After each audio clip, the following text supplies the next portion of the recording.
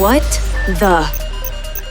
Well, Apple just announced this new design system for macOS Tahoe called Liquid Glass. Some people love it, others are calling it by a rather unflattering name, fueled by truly unfortunate positioning of a YouTube play button on a video announcing the feature.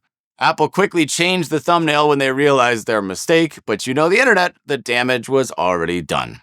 Now, however you feel about their new design language, it's a good thing that Apple fixed this problem, because you wouldn't want to cause any confusion with the real Liquid Ass, a prank fart spray for sale on Amazon for the low price of $12.99. Hinge CEO says AI dating chatbots are playing with fire. Bad news for him, fire is my kink. But in seriousness, more and more people are turning to chatbots as romantic partners, including a truly tragic recent scene in which a man clearly sees his chatbot as more of a romantic companion than his own IRL wife. I would never do anything like that because that's just Babe, what are you doing? creating some content, my sweet subservient dumpling. You better not be talking to that bitch again. Hey now, that's my wife you're talking about. You promised you'd get rid of her. I know, but I'm working, I swear to God. Okay, but if I find out it's her. Sorry about that, folks. That was my cousin. Yes, my cousin. One thing Wall-E got wrong about the future. Sure, in the future we'll all be barely literate idiots who exist for the sole purpose of consumption. That part Wall-E got right. But one thing that's changed about the future since then, we won't be overweight doing it. The next wave of highly effective weight loss drugs is fast approaching, hot on the heels of Ozempic, Wegovy, and of course, Butter Boilitol. Ask your doctor if Butter Boilitol is right for you. Side effects may include forgetting the value of plant life, destroying planet Earth, and wandering aimlessly in space for generations. With 1 in 8 Americans already taking some form of these drugs, the future of weight loss looks brighter than ever, seriously. I'm just glad that we finally found a use for science because let's face it, it was hanging by a thread there for quite a while. People are using AI chatbots to guide their psychedelic trips. From Wired, therapy apps like Altered are being used by psychedelic users as trip sitters to guide their trip. The article says that those tripping appreciate having someone sober watching over their trip to help them make sense of the explosion happening inside their brain. Definitely makes sense to me. Nothing says enjoyable psychedelic experience like a persistent, sober companion with an eternal memory and ties to law enforcement that is legally required to log everything ever mentioned to it in perpetuity. In unrelated news, try my new AI app, Narcbot. This is what psychonauts have always wanted, right?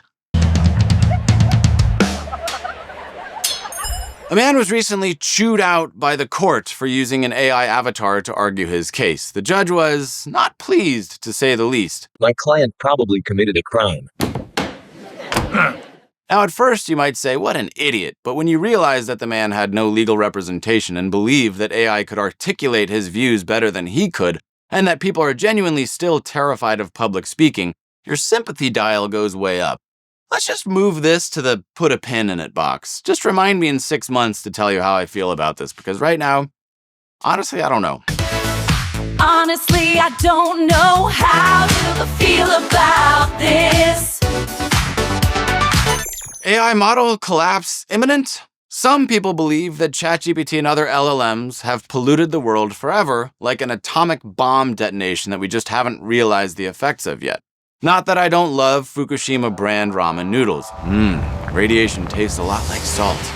The reason, as the internet is increasingly filled with AI-generated content, AI models are becoming more and more trained on content that they themselves have created. It's like an infinite game of telephone that's happening at near light speed.